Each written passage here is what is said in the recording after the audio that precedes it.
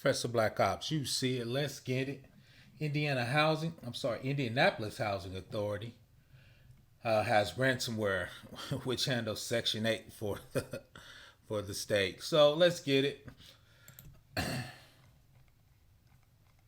Super quick article. Indianapolis Housing Authority responds to a massive system-wide ransomware attack. The Indianapolis Housing Agency, the federal agency responsible for providing low-income tenants in the city, has been battling a cyber attack for the past 3 weeks that compromised their entire information technology system. The agency has not released details about the motive or identified any individuals behind the ransomware attack, which is a type of malicious software attack often unknowingly downloaded onto a computer through methods such as an innocuous email attachment. The software prevents users from accessing computer files and systems. It can result in a massive disruption and loss of information. As the name suggests, ransomware attacks can involve demands for a ransomware payment in exchange for getting your system restored. The ransomware attack delayed the Indianapolis Housing Agency ability to send out October rent payments to landlords for federal housing choice voucher programs, also known as Section 8, which 8,000 Indianapolis families depend on. Section 8 provides rental assistance to very low-income families, the elderly, and disabled individuals for housing on the private market, and the agency administers the program for Indianapolis.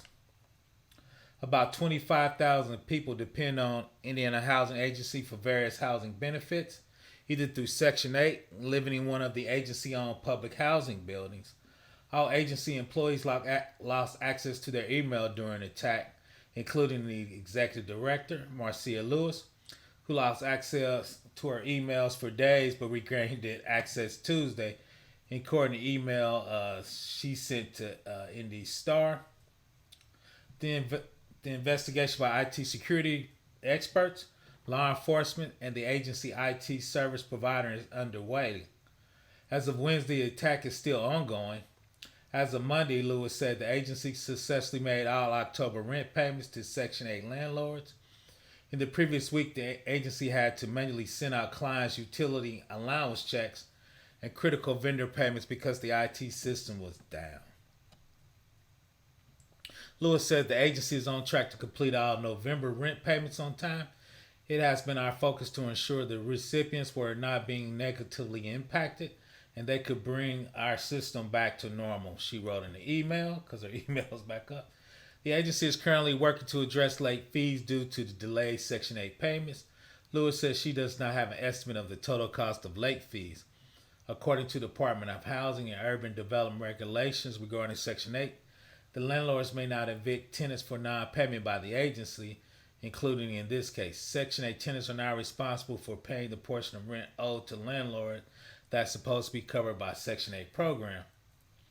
The Indy Star previously reported on the neglect that tenants living in Indianapolis housing agency buildings have endured: bed bug infestation, no air conditioning during some of the hottest days this summer, the lack of hot water at the start of October are some of the problems tenants have suffered.